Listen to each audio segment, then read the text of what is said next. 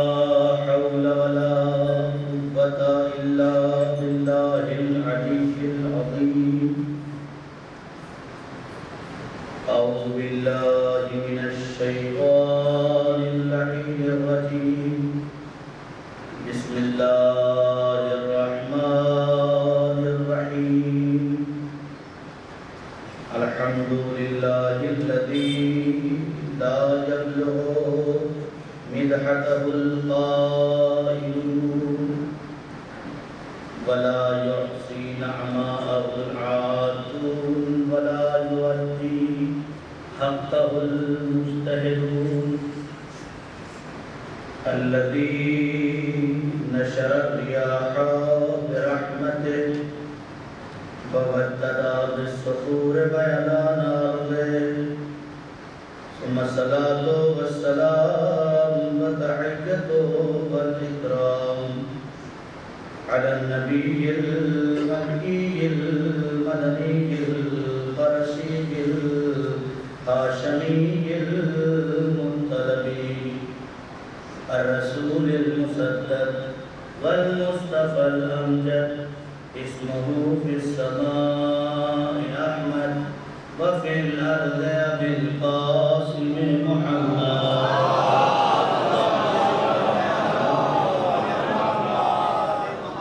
وآله الطيبين الطاهرين المعصومين المظلومين الذين أبعد الله عنهم الرجس وطهرهم تطهيرا.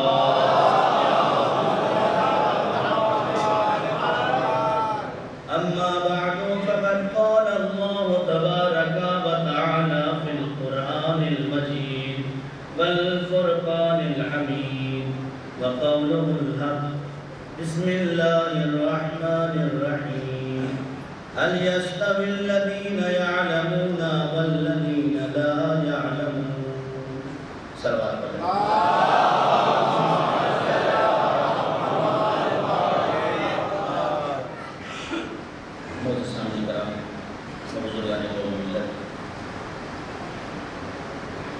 خدا کا لاکھ لاکھ شکر ہے کہ جس نے پھر ہمیں اتنی مدد بخشی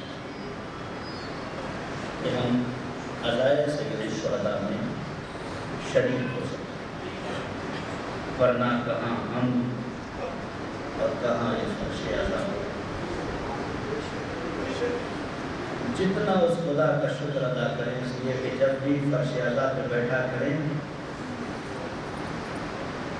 تو اس چیز کو محسوس کیا کریں کہ ہم کہاں بیٹھے. نہ جانے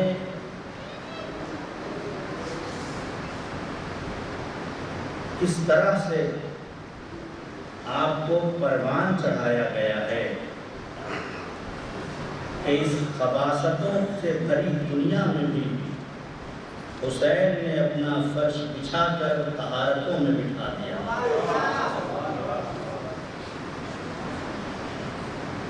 نہ بات شاید صحیح سے پہنچ نہیں سکی، ہم اس لائق نہیں تھے کہ ہم معصوم ہستیوں کے پہلو میں بیٹھ سکیں، اس لیے کہ نہ آپ جانتے ہیں کہ مولانا عمار کیا ہیں، یا نہ مولانا عمار جانتے ہیں کہ آپ کیا ہیں، لیکن میں خوب جانتا ہوں کہ میں کیا ہوں، اور آپ خوب جانتے ہیں کہ آپ کیا. لیکن اس کے باوجود بھی اس کریم ابن کریم حسین کا نہ جانے کیسا کرم ہے کہ ہمیں اس مقام پہ بٹھا دیا جہاں رسول بیٹھتے ہیں، جہاں امام بیٹھتے ہیں، جہاں جنت چھوڑ کے شہزادی بیٹھتے ہیں. ایک صلوات پڑھ دیں محمد.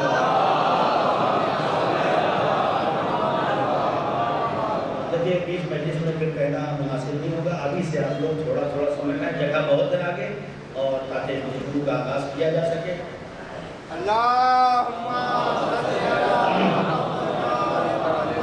جب تک آپ اللہ سے اعلان سماعت فرما لیں کہ انشاءاللہ امام بار کریں. اشتیاق حسین مرحوم صاحب، ابا اشتیاق حسین مرحوم صاحب میں اماں مشہدی کے یہاں 8 بجے شب مجلس مرحوم مجلس شروع ہوگی انشاءاللہ 8 بجے شب میں اماں مشہدی اللہ خانے میں مجلس شروع ہوگی. اس کو خطاب فرمائیں گے عالی جناب مولانا عباس عسکری صاحب قبلہ. آپ تمامی حضرات سے گزارش ہے کہ زیادہ سے زیادہ تعداد میں انشاءاللہ شرکت کریں.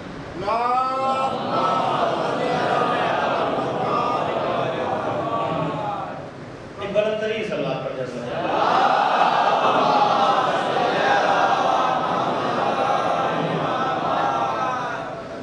گفتگو کا آغاز کچھ اس طرح سے ہوا ہے کہ ہم اس لائق نہیں تھے کہ ہم یہاں بیٹھ سکیں، لیکن یہ ہمارے پاک کے خون کی طہارت اور ماں کے دودھ کی تاثیر ہے کہ جس نے ہمیں اس مقام پہ لا کے بٹھا دیا. ورنہ یازا خانوں کے دروازے نہیں کھلے ہوتے ہیں بلکہ حسین کے کرم کا دروازہ کھلا. آؤ چلے آؤ، اس لیے کہ صرف کل ایک اور نہیں بنا تھا. اپنے گھر سے چلو تو چاہے جیسے چلے ہو، جس مزاج میں رہے ہو، جس انداز میں رہے ہو، اپنے نفس کو جس طرح سے بھی سال بھر بنا رکھا ہو، لیکن جب ادا خانے میں آؤ اور واپس جاؤ تو حر بن کے جاؤ. یہ کیفیت اپنے اندر ہے. پہلا مرحلہ یہ ہے. دیکھیے پہلی مجلس بنیاد رکھنے کی ہوتی ہے. ہر سال تقریباً بنیاد رکھی جاتی ہے اور اس سال کے اشرے کا عنوان انشاءاللہ رہبری اور علم. چونکہ جو حالات اور جو اس وقت کے مشکلات ہمارے سماج اور معاشرے میں پیدا ہو رہے ہیں، اس کا صرف ایک راستہ ہے. اس لیے کہ جہالت ذلت و گہرائی تک لے کے جاتی ہے، علم سعادت اور کمال پیدا. وہ قومیں کبھی قعر ذلت سے نکل ہی نہیں سکتی ہیں کہ جن کے وجود میں زیور علم سے آراستگی نہ پائی جائے. انشاءاللہ اسی عنوان سے گفتگو ہوگی. الگ الگ انداز سے کبھی ان لوگوں کا تذکرہ ہوگا کہ جنہوں نے علم حاصل کیا اور سماج کو کیا دیا. کبھی گفتگو ہوگی کیفیت علم کیا ہے. کبھی گفتگو ہوگی کہ کیا لباس علم کا نام ہے یا نہیں، علم کوئی الگ شے کا نام ہے. کبھی گفتگو ہوگی جو ہمارے ذہنوں میں بیٹھا ہوتا ہے کہ یہ مولانا علم دین حاصل کر کے آئے ہیں اور یہ جو بچہ ڈاکٹر بن رہا ہے یہ دنیا حاصل کر رہا ہے. یہ ہمارے ذہنوں میں سوالات ہوتے ہیں. لہذا ان سارے سوالات کے جوابات آپ کی خدمت میں عرض کی جائیں گے اور وہ راہ حل پیش کیے جائیں گے کہ آج کا یہ نوجوان جو چاہتا ہے کہ میں کسی منزل تک پہنچ جاؤں، ان کے لیے ہم بزرگوں کی ذمہ داریاں کیا ہیں. کمال صرف یہ نہیں ہے کہ قوم میں ایک ڈاکٹر بن جائے. کمال یہ ہے کہ جو ڈاکٹر بن گیا ہے اس کی ذمہ داری کتنی بن جاتی ہے کہ وہ اپنے بعد والوں کو اس لائن میں کیسے لگاتا ہے.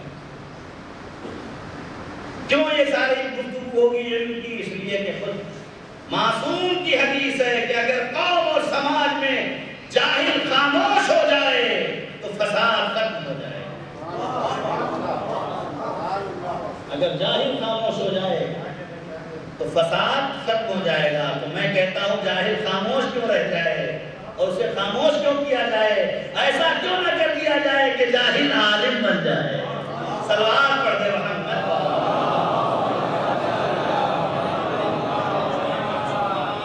لیکن یہ سب تب ممکن ہو سکتا ہے جب اپنے وجود کو ہم پہچانیں. اس لیے کہ جب تک ہم اپنے وجود کو نہیں پہچانیں گے ہمارے وسعت قلبی میں اضافہ نہیں ہو سکتا. وسعت قلبی میں اضافہ نہیں ہو سکتا.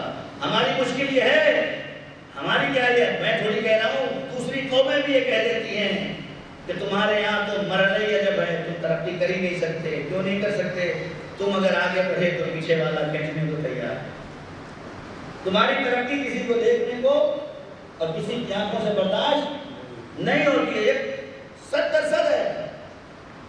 یہ ہماری قوم کی بڑی مشکل ہے. اس ذہنیت کو ہمیں تبدیل کرنا پڑے. بڑی اچھی بات کسی نے کہا تھا کہ جب ایک جنازہ جا رہا تھا اور کئی مہینوں کی بیماری کے بعد جب وہ جنازہ اٹھا تو لوگ دوڑ دوڑ کے اسے کاندھا لے رہے تھے. کوئی آگے سے پکڑ رہا تھا، کوئی پیچھے سے پکڑ رہا تھا، کوئی دائیں سے پکڑ رہا تھا، کوئی بائیں سے پکڑ رہا تھا. ایک بزرگ نے کھڑے ہو کے بڑی اچھی بات کہی کہ اگر زندگی میں اتنے کاندھے دے دیے ہوتا تو مرتا ہی نہیں. اگر زندگی میں اتنے سہارے مل گئے ہوتے تو یہ مرتا ہی نہیں. ہماری قوم کا المیہ یہ ہے کہ وہ نوید میں اور شادیوں میں کھانا کھانے جاتے ہیں تو ساتھ میں لفافہ بنا کے ضرور جاتے ہیں، لیکن کسی مریض کے پاس جاتے ہیں تو 1 کلو پھل بھی لے کے جانا پسند نہیں کرتے. یہ ایسے نہیں انقلاب آئے گا. یہ انقلاب ایسے ہی آئے گا جب ذہنوں میں چینجنگ، جب وجود میں چینجنگ آئے. یہ کیسے آئے گی؟ یہ ایسے آئے گی کہ اپنے گھر سے نکلو، چھوٹے چھوٹے کام سے شروع کرو. پہلی مجلس سے بنیاد رکھتا ہوں، انشاءاللہ منزل تک بھی آؤں گا. کیسے آئے گی یہ چینجنگ؟ یہاں سے آئے گی. یہی سلجھاتا بھی ہے اور یہی لڑواتا بھی ہے. یہی ہے. ایک سوئچ دبی سلجھانے کو تیار ہے، دوسری سوئچ دب گئی کیا ہو جاتا ہے؟ لڑوانے کو تیار ہو جاتا ہے. غور کریں، علی کا چاہنے والا، علی کا چاہنے والا ہو ہی نہیں سکتا کہ وہ دو مومن کو آپس میں لڑانے کا کام کرے. ممکن ہی نہیں ہے. میں تو مانتا ہی نہیں.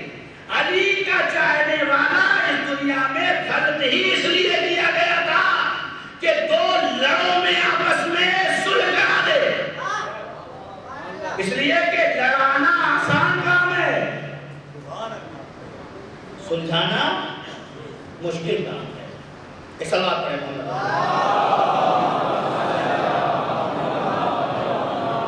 ان نوجوانوں کے لیے 2-4 میسج دے کے اس کے بعد گفتگو کا آغاز کرتا ہوں. کیسے یہ سسٹم کیسے چینج ہوگا؟ کس طرح سے ہمارے وجود میں چینجنگ آئی؟ گھر سے نکلو، کہاں جا رہے ہیں؟ کہاں جا رہے ہیں؟ مجلس. کچھ آداب اداکاری ہے یا نہیں؟ بے نماز کے آداب ہیں، روزے کے آداب ہیں، حج کے آداب ہیں، زکوٰۃ کے آداب ہیں. آپ اپنے گھر میں نذر و نیاز کرتے ہیں، اس کے بھی آداب ہیں یا نہیں؟ تو سب کے آداب ہیں، عزاداری کے آداب بھی ہے یا نہیں ہے؟ تو عزاداری کے آداب کیا ہے وہ آپ کو میں اس سے پہلے بھی حدیثوں بتا چکا ہوں، پھر بتا رہا ہوں، بار بار دوہرا رہا ہوں تاکہ نوجوان جب اپنے گھر سے نکلے تو یہ احساس کریں کہ میں کہاں جا رہا ہوں. آیت اللہ بہجت عارف دین، جب ان سے پوچھا گیا، کسی نوجوان سے پوچھا انہوں نے کہاں جا رہے ہو تو اس نے کہا مجلس میں جا رہا ہوں. انہوں نے روکا، کہا یہ مت کہو کہ مجلس جا رہا ہوں، بلکہ یہ کہو کہ کربلا جا رہا ہوں. کربلا جا رہا ہوں. کیا فرق ہے مجلس میں جا رہا ہوں اور کربلا جانے میں؟ کیا فرق ہے؟ کیا غلط کہہ رہا تھا وہ کہ مجلس میں جا رہا ہوں؟ کہا نہیں، اگر صرف یہ ذہن میں ہے کہ مجلس میں جا رہا ہوں تو ذہن میں یہ ہوگا کہ ثواب لینے جا رہا ہوں. توجہ کریں میرے لیے. اگر یہ سوچ کے چلے کہ مجلس میں جا رہا ہوں تو ذہن میں بس یہ رہے گا کہ ثواب لینے جا رہا ہوں. لیکن اگر ذہن میں یہ ہے کہ کربلا جا رہا ہوں تو اس کا مطلب یہ ہے کہ بہت ساری ذمہ داریاں ہیں جسے ادا کرنے کے لیے نکل رہا ہوں. اس ذمہ داریوں کی ادائیگی کا نام کر رہا ہوں. تو کیسے چینجنگ آئے؟ اپنے گھر سے نکلو، چلتے ہوئے راستے میں دیکھو کوئی کانٹا تو نہیں ہے، کوئی پتھر تو نہیں ہے کہ جو عزادار کے پاؤں کو نقصان پہنچائے. یہاں سے شروع کرو. بہت چھوٹی سی بات ہے، کوئی بڑی بات نہیں ہے. اس سے نہ کسی سے اختلاف ہوگا آپ کا، نہ لڑائی ہوگی، نہ جھگڑا ہوگا یہ کام کرنے سے، لیکن آپ کے دل میں ایک عزادار کی محبت پیدا ہو جائے۔ چھوٹا سا کام ہے، اگر کوئی کنکر پڑا ہوا ہے تو اس کو اٹھا دو، کوئی کانٹا پڑا ہوا ہے تو اسے ہٹا دو۔ اس ذہن کو اتنا عادی بنا دو کہ جس راستے سے ہم گزریں گے اس راستے پہ کسی عزادار کو نقصان نہیں پہنچنا چاہیے۔ بات پہنچ رہی ہے نا؟ پہنچ رہی ہے؟ اگر یہی فکر بنا لو تو تمہارا کام ہے جسم کی حفاظت کرنا، اور توجہ، تمہارا کام ہے راستے کی صفائی کرنا، تمہارا کام ہے راستے کے کانٹے۔ اللہ نے تمہیں بنائی اس لیے تھا کہ عزادار کے راستے سے کانٹا ہٹانے والا بننا، کانٹا بچھانے والا نہ بننا۔ اس لیے کہ کانٹا بچھانے والے اور ہیں، کانٹا ہٹانے والے اور۔ یہ فرق کیا کرے گا؟ یہ آپ کے دل میں محبت پیدا ہو۔ اور بڑا خوش نصیب ہے انسان جس کے دل میں حسین کے عزادار کی محبت آ جائے، اور خوش نصیب ہے۔ ہم آپ بڑی آسانی سے ہمیں مل گیا، ہمیں بڑی آسانی سے حسین مل گئے ہیں، ہمیں بڑی آسانی سے سید الشہداء مل گئے ہیں، ہمیں بڑی آسانی سے کربلا مل گئی ہے۔ ہم نہیں سمجھ سکتے ہیں کہ کربلا ہم سے کیا چاہتی ہے۔ کربلا کے کچھ تقاضے ہیں، کربلا ایسے نہیں ہے۔ انسان اپنے وجود میں ایک انقلاب لائے، اس سے پہلے بہت مرتبہ یہ بات پڑھ چکا ہوں اور پھر پڑھ رہا ہوں نوجوانوں کے لیے کہ ان مجلسوں کے میں آنے کا مطلب یہ نہیں ہے کہ صرف آئے اور چلے گئے۔ آپ اپنے گھر سے نکل کر مجلس میں آئے،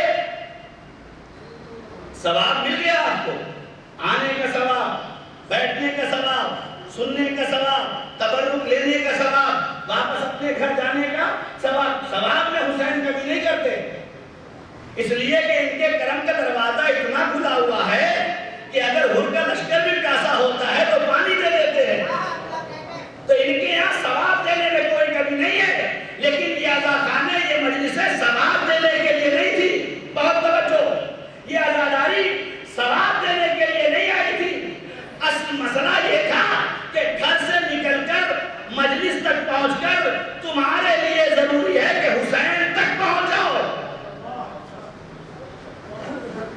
ضروری ہے کہ حسین تک پہنچ جاؤ۔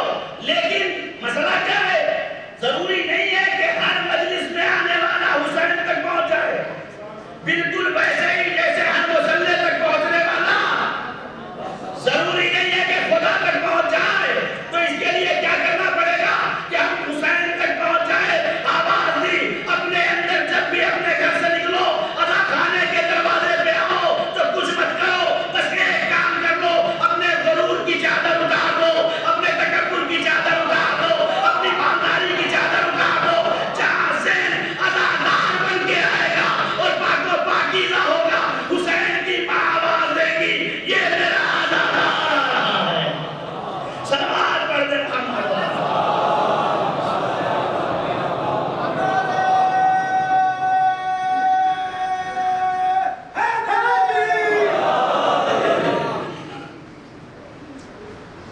تو یہ غرور النخوت سب سے پہلا مرحلہ ہے، اسے اس کی چادر اتار کے فرش عزا پہ آ جاؤ، حسین کرے گا۔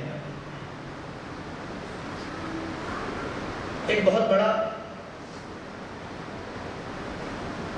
عالم جس کی آج بھی علم نہ ہو، جس کے ذریعے سے عربی سیکھی جاتی ہے اور تمام سسٹم وجود میں آیا ہے، اس کا نام ہے سرکاری۔ ان نوجوانوں کے لیے کہ ہائی اسکول میں فیل ہو گئے، آگے لگتے ہیں، انٹر میں فیل ہو گئے، اب میں کوئی کاروبار کروں گا، میرا حوصلہ پست ہو گیا، 2 بار فیل ہو گئے یا مارکس اچھے نہیں آئے، کیا کریں؟ بہت بڑا عالم، یعنی علماء نحو میں سب سے بڑا درجہ جس کا ہے اس کو کہتے ہیں سرکاری۔ کون تھا یہ؟ ایک صندوق بنانے والا انسان، باکس بناتا، جہاں زندگی گزارتا تھا وہاں ایک بادشاہ، تو اس نے سوچا کہ میں اللہ نے مجھے یہ ہنر دیا ہے تو میں ایک خوبصورت باکس بناؤں اور اپنے بادشاہ کی خدمت میں پیش کروں۔ واقعے میں لکھا ہوا ہے کہ تقریباً 3-3.5 سال اس نے اس باکس کو بنانے، سجانے، رنگ و روگن کرنے اور بادشاہ کی خدمت میں پیش کرنے کے لائق بنایا۔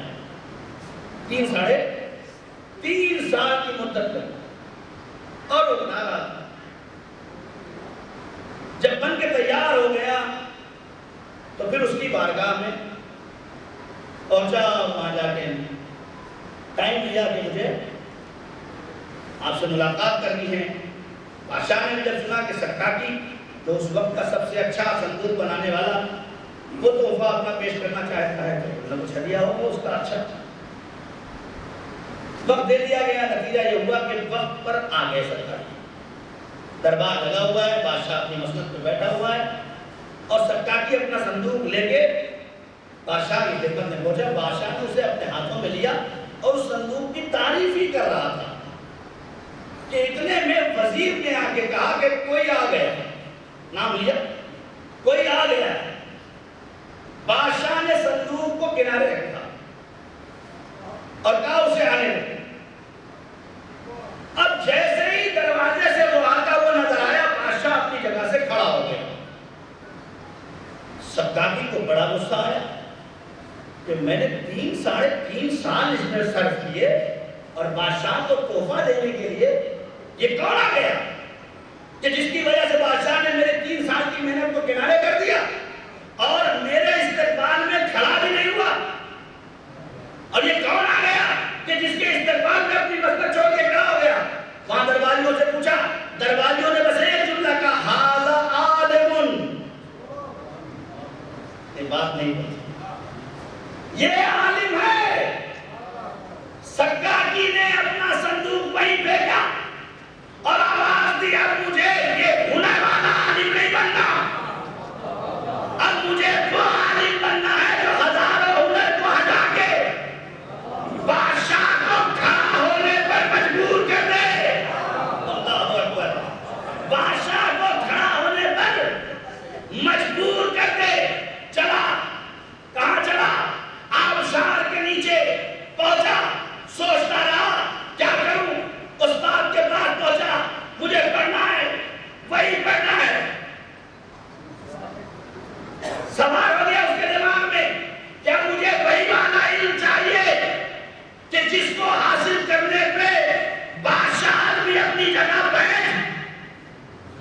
نہیں میرے عزیزو، شاید یہ بات دھیرے دھیرے آہستہ آہستہ جوانوں کے ذہنوں تک پہنچ جائے کہ مجھے وہی عالم علم چاہیے کہ جس سے بادشاہ بھی اپنی جگہ بیٹھ نہ سکے۔ کتنے سال کی عمر؟ 60 سال۔ کتنے سال کی عمر تھی؟ 60 سال کی۔ ہمارے یہاں کہتے ہیں جناب اب تو کچھ ہو ہی نہیں سکتا، کہتے نہیں کہتے، لیکن جب جنون علم سوار ہو جاتا ہے تو پھر ہوتا کیا ہے؟ ہوتا یہ ہے کہ بادشاہ کو چھوڑ کے استاد کے پاس آیا اور استاد نے پڑھانا شروع کیا۔ استاد نے پڑھانا شروع کیا، پہلے تو پڑھائی نہیں رہتے، استاد کہہ رہے ہیں تمہارے بس کی بات نہیں ہے، جیسے ہم لوگ کہتے ہیں، لیکن علم انسان کا دیا ہوا نہیں ہوتا ہے۔ العلم نور یقذفہ اللہ فی قلبہ، علم ایک نور ہے، خدا جس کے دل میں چاہتا ہے اتار دے گا۔ بہت کہنے کے بعد استاد نے بٹھایا، استاد نے کہا ایک لائن دیتا ہوں یاد کر کے کرانا۔ کہا وہ کیا ہے؟ لائن یہ ہے کہ استاد نے کہا ہے کتا نجیس ہوتا ہے۔ یہ ہمارے دور کا آسان جملہ ہے نا، لیکن یہ اس دور کا سخت جملہ ہوتا تھا عربی میں۔ کیا استاد نے کہا ہے کہ کتا نجیس ہوتا ہے، غیر رکھتے ہوئے استاد نے کہا ہے کہ کتا نجیس ہوتا ہے۔ آپ دیکھیں کتنی مشکل کام تھا اس کے لیے، یہ کام کتنا مشکل کام تھا۔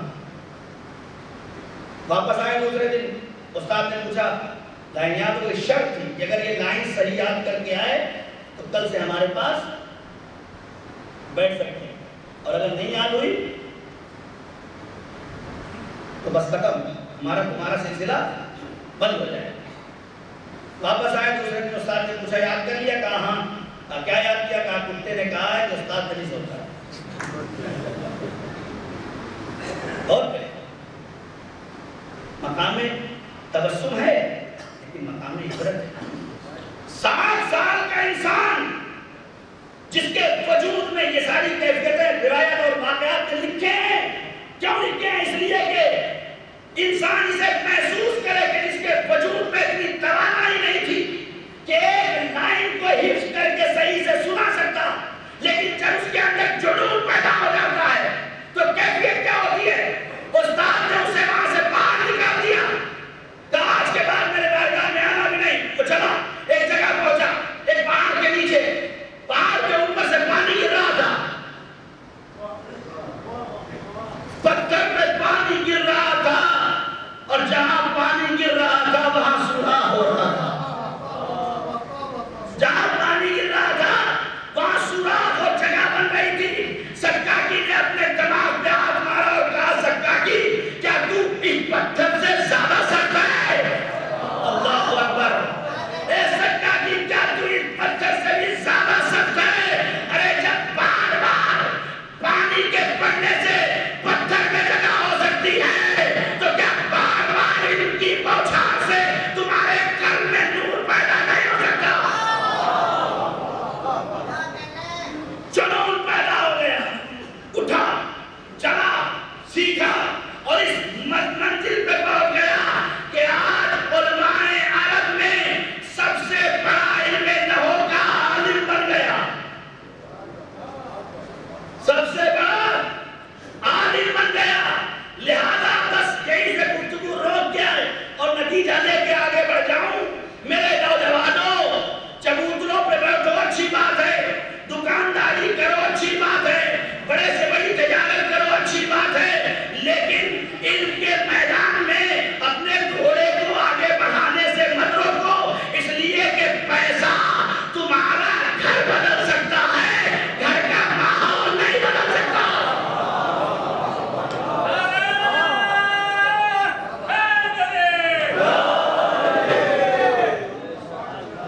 دولت اور مال گھر کا ماحول بدل سکتا ہے، گھر کا سسٹم بدل سکتا ہے، لیکن فکروں میں تبدیلی نہیں لا سکتا. ممکن ہے کل چارپائی پہ سوتے تھے، آج بیڈ پہ سو گئے. ممکن ہے کل بائک سے چلتے تھے، آج کار سے چلنے لگے. کوئی فرق نہیں اللہ کی نگاہ میں کہ تم بائک سے چل رہے ہو یا کار سے چل رہے ہو. کوئی فرق نہیں ہے خدا اور رسول اور اہل بیت کی نگاہ میں کہ تم کمپنی کے مالک ہو یا ٹھیلا لگا کے اپنے بچوں کی پرورش کر رہے ہو. کوئی فرق نہیں ہے. خدا کی قسم منبر حسین سے کہہ رہا ہوں کہ اللہ جتنا ثواب اے سی میں بیٹھنے والے کو دے رہا ہے، اس سے کہیں زیادہ ثواب اس ٹھیلے والے کو دے رہا ہے کہ جس کی پیشانی سے پسینے کے قطرات نمودار ہو رہے ہیں. اور یاد رکھنا، کبھی بھی سائیکل سے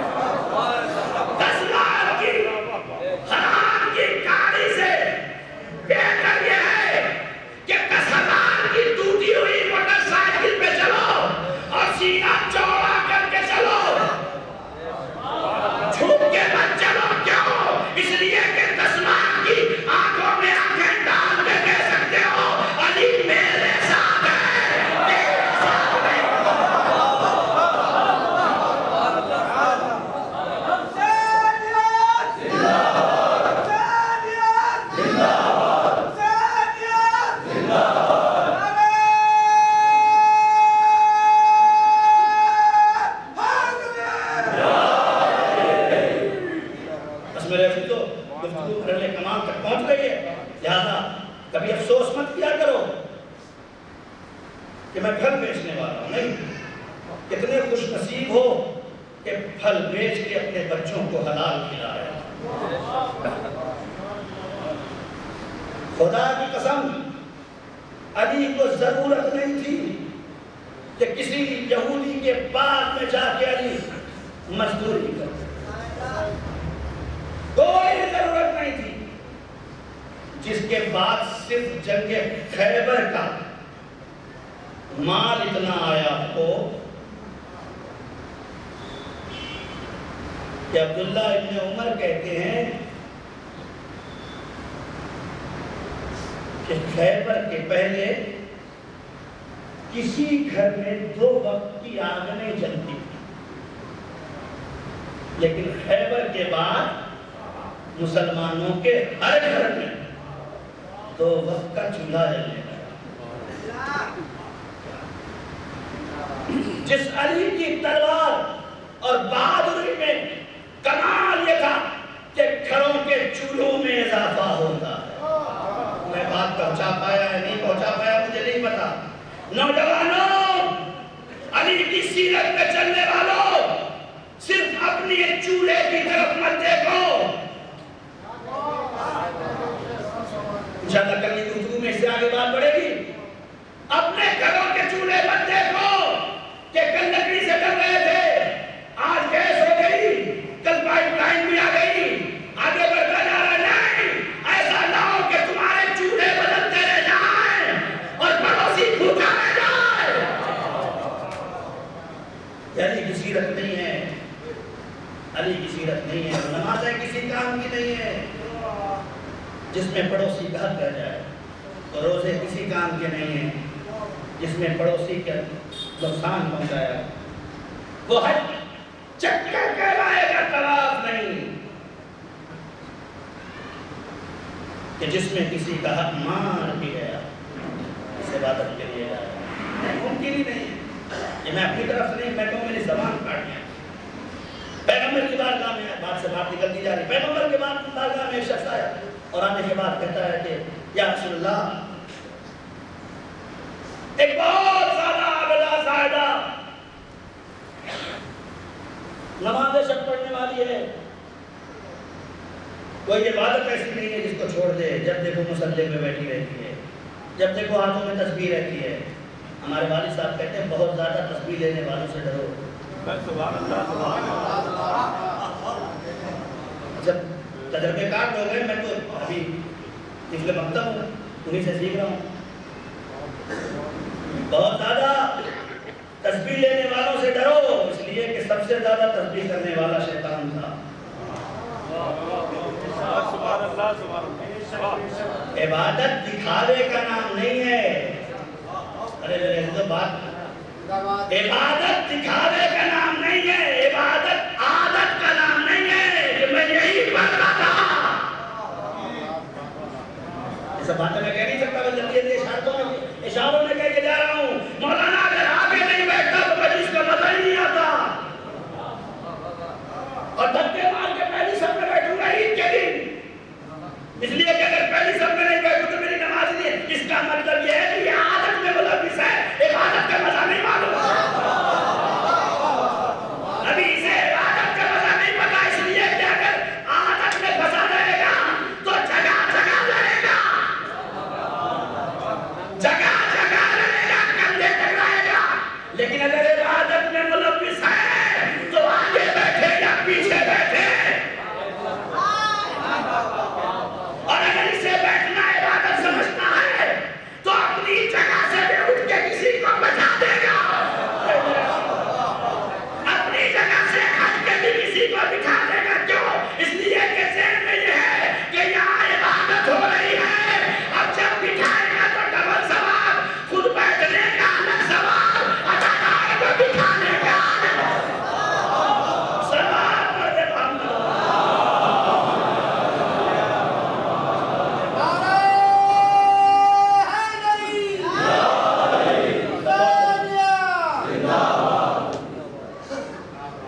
ایک بلند ترین سلام پڑھتے ہیں۔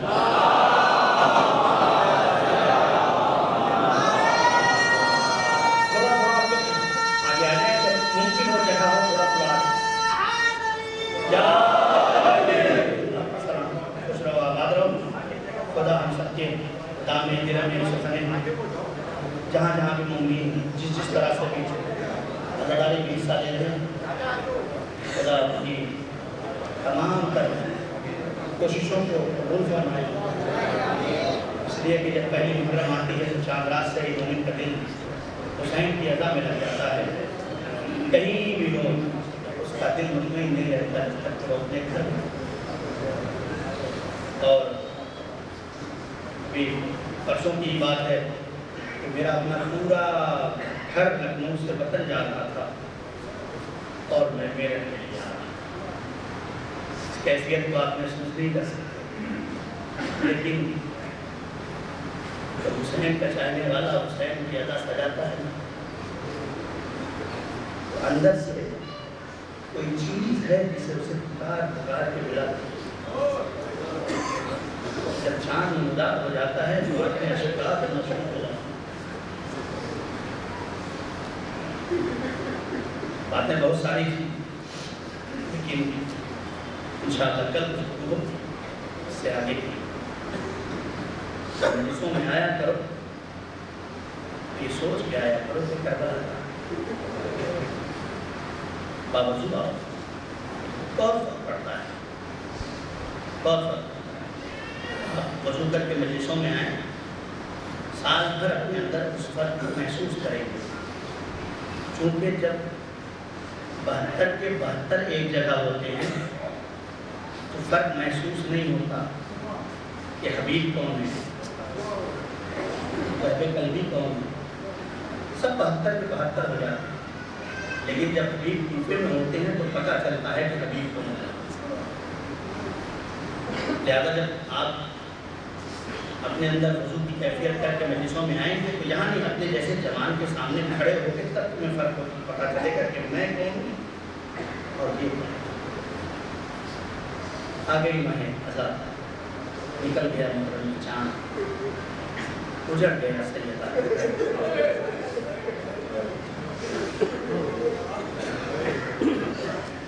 خدا نہ کرے کوئی ایسا گھر ہو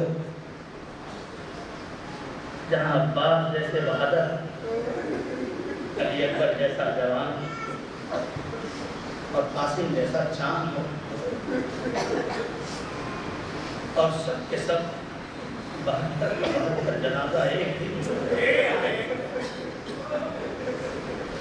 آمادہ ہو جائیں، اس لیے کہ حسین کی ماں ہم سے فضائل سننے نہیں آتے، ایسا نہ ہو کہ میں مسائل فضائل کو آگے بڑھا دیتا اور حسین کی ماں شہزادی یہ کہتی ہے حسین کے ذاکر کو لیتی دیر اداداروں کو روک یہاں کا آمادہ ہے میرے لال کے آنسو بہانے کے لیے، کوئی آئے نہ آئے، کوئی چلے نہ چلے، حسین کی اجڑی ماں اپنی قبر کو ہاتھ رکھتے ہوئے یا حسین یا حسین یا حسین کہہ کے مجلسوں میں آ جاتی ہے اور اپنے رومال عزاداروں کے اشکوں سے تر کرتی ہے۔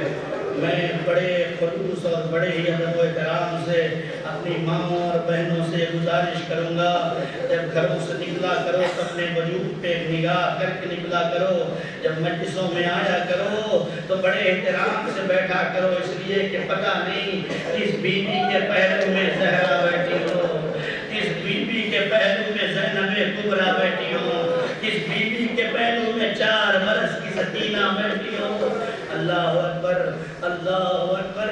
میں عزیزو مسائل ہر سال عزادار کا پڑھتا تھا، لیکن اس سال چونکہ روانگی کے مسائل تک نہیں ہوتے تھے، بعض اوقات ہوئے ہیں لیکن اس طرح سے نہیں ہو پاتے تھے، پھر میں نے ایک روایت پڑھی ہے روانگی کے سلسلے میں، اس روایت کے منزلوں میں تمام کر دوں گا۔ روانگی ہے کیا؟ روانگی کربلا کی آمادگی کا نام ہے۔ جب مدینے میں روایت کہتی کہ ہر روز زینب سلام اللہ علیہ اپنے بھائی حسین سے ملنے آتی، ہر روز شہزادہ سے ملنے آتی ہے، اور جب زینب آئی ہیں جناب امام حسین علیہ السلام سے ملنے تو اسی وقت کا یہ واقعہ ہے کہ دق الباب ہوا اور کسی نے کہا کہ حسین مروان نے تمہیں بلایا۔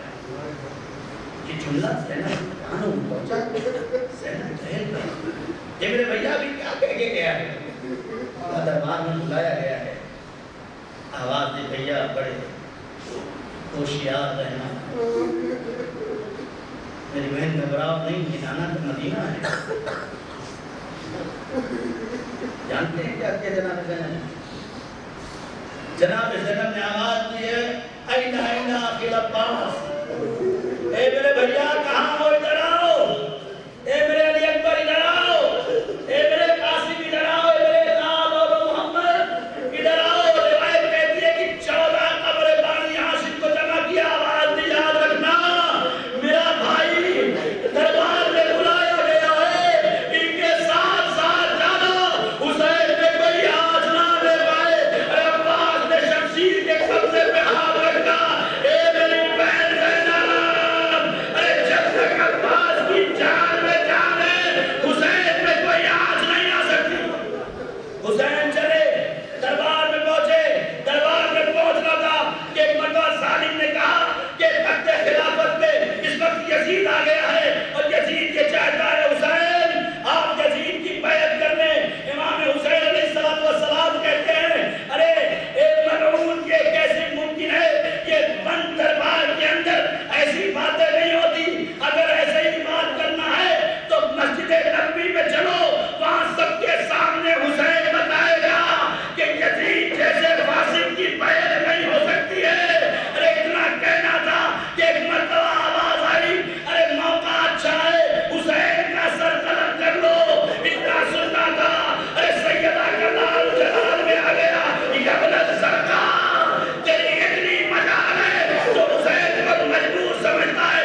ارے روایت کے جملے اتنی آواز بلند ہونا تھا کہ ایک مرتبہ عباس نے دروازے کو کھولنا چاہا لیکن محل کا دروازہ تھا بند تھا، آواز دی اکبر ذرا پیچھے ہٹو، بازوؤں کے سہارے سے دروازے کو دھکا دیا، اندر پہنچے، قبضے سے شمشیر نکالا، آقا اجازت دے دو ان کی سروں سے ان کی گردنوں کو اتار دوں۔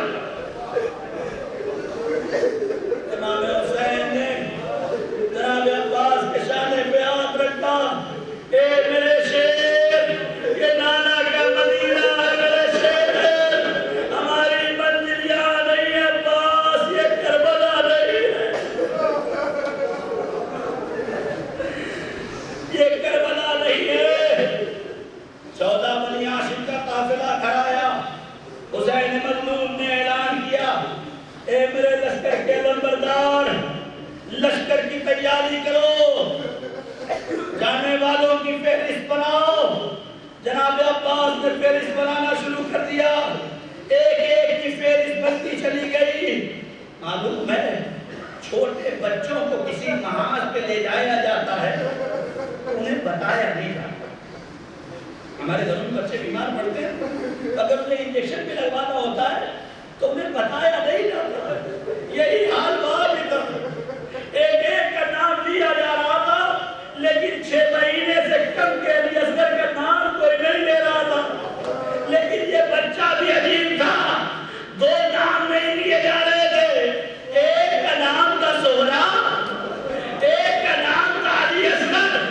مجھے نہیں پتا یہ کون سی محبت تھی کہ اس بچے نے یہ محسوس کر لیا کہ میری بہن اکیلی رہ جائے گی،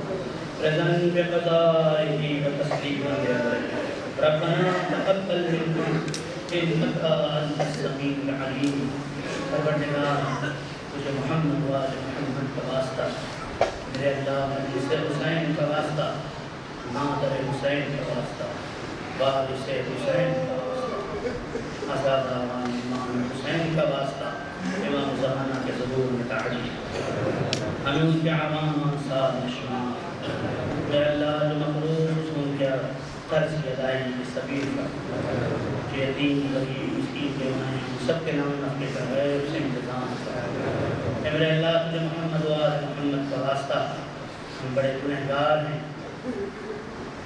اور اس سے اچھی کوئی بزم نہیں ہے کہ جہاں مغفرت مل سکے اس لیے کہ ہم معصوم بھی شریک ہیں پروردگار ہماری گناہان کبیرہ و صغیرہ کو دامن عفو میں جھکائے عنایت فرما اے میرے اللہ پہلی اور آخری دعا امام زمانہ کے ظہور میں تعجیل فرما ہمارے اس مختصر سے عبادت کو قبول فرما ہمارے آنسوؤں کو ہمارے سیدہ میں جمع عنایت فرما ربنا تقبل منا انک انت السمیع العلیم